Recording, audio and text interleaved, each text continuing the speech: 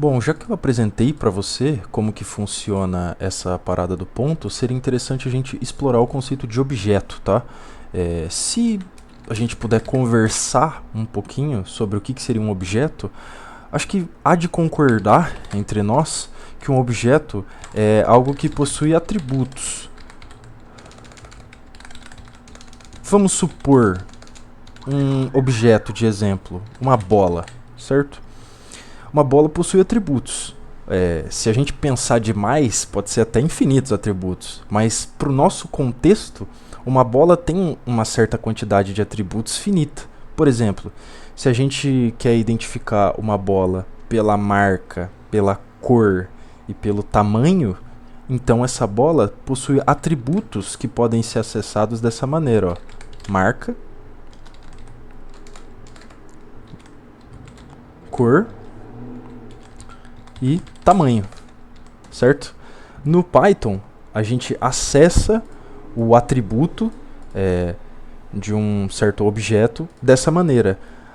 Assim como a gente pode atribuir atributos a um objeto, a gente pode também criar funções do objeto. Por exemplo, vamos supor que eu queira imaginar uma função que muda a cor da bola, por exemplo. Então, vamos supor que eu queira criar algo que se chama uma função chamada pintar bola. E ela pinta de uma certa cor, por exemplo.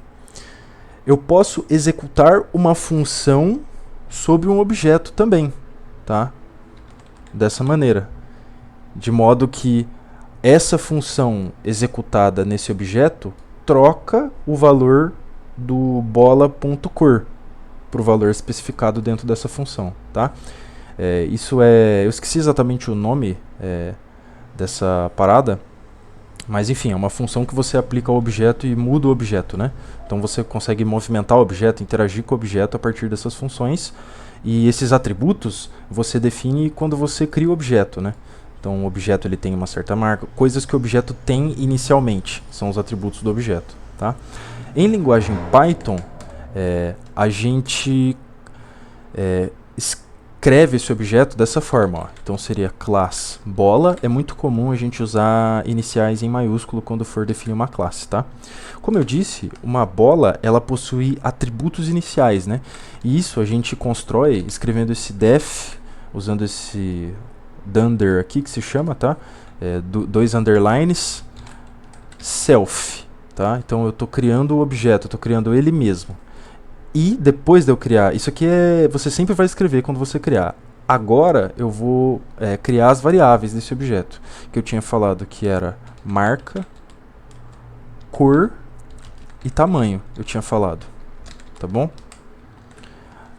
E aí quando eu crio esse objeto, eu associo essas variáveis que eu dou aos seus atributos, né? O atributo é justamente o nome da variável, né? Porque eu quero que o atributo marca seja a marca que eu estou dando, né? E eu quero que o atributo cor seja a cor que eu estou dando, e eu quero que o atributo tamanho seja o tamanho que eu estou dando, certo?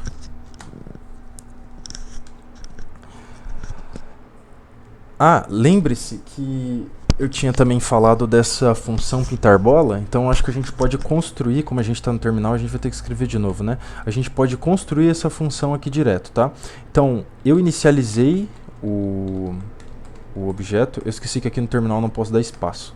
Eu inicializei esse objeto e agora eu quero criar esse pintar bola, tá? Então é assim que eu crio, ó. Ele recebe essa função recebe os atributos da bola e recebe uma cor também externa que o usuário está dando, uma cor nova, certo? E aí o que essa função vai fazer? Ela vai modificar o atributo cor para o novo atributo cor nova. Beleza, agora eu criei esse objeto e ele também pode ser pintado. É interessante eu associar esse objeto a uma variável, né? Então, esse objeto agora é essa variável e ele recebe marca, né? Cor e tamanho. Eu estou supondo que sejam strings, né? As variáveis, mas poderiam ser outras coisas, né? Então, a minha bola recebe esses atributos. Perceba que eu consigo acessar esses atributos dessa maneira, ó. Bola marca, bola cor e bola tamanho. Esses statements deveriam printar, né, esses valores, né? Então, Nike, azul e pequena. Sobre essa variável, eu consigo agora executar, né, o pintar bola, por exemplo, e modificar um atributo dela. Então, a minha cor nova vai ser agora vermelho, tá? E depois de modificar esse atributo, se eu pintar de novo o atributo, vai estar vermelho, beleza?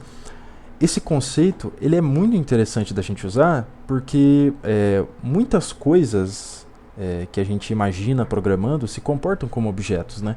Esferas, por exemplo.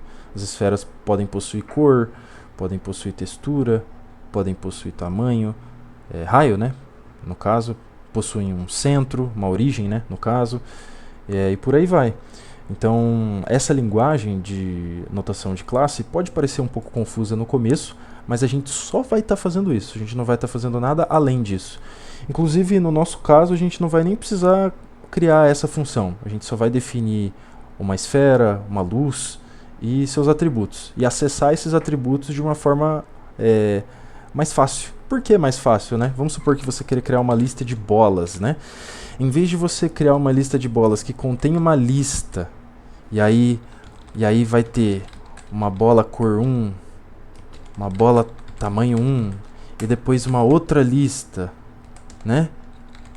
Bola cor 2, bola tamanho 2, e por aí vai. E tendo que sempre certificar-se, logicamente, que o cor bola 1 corresponde ao item 0 da lista, e que o bola 2 corresponde ao item 1 da lista, em vez da gente fazer assim, a gente simplesmente cria objetos aqui dentro, né? Então posso criar duas bolas aqui, ó. Uma da Nike e uma bola preta da Adidas, tamanho pequeno também, vamos supor. E aí, nessa lista, eu consigo acessar, né? Por exemplo, a primeira, qual que é o atributo de cor dela? Qual que é o atributo de marca dela? A segunda bola, qual que é o atributo de marca dela, né? E por aí vai, né? Então, essa é a parte interessante da gente usar objeto. Poder escrever de uma forma mais organizada e operar, logicamente, de uma forma mais organizada, beleza?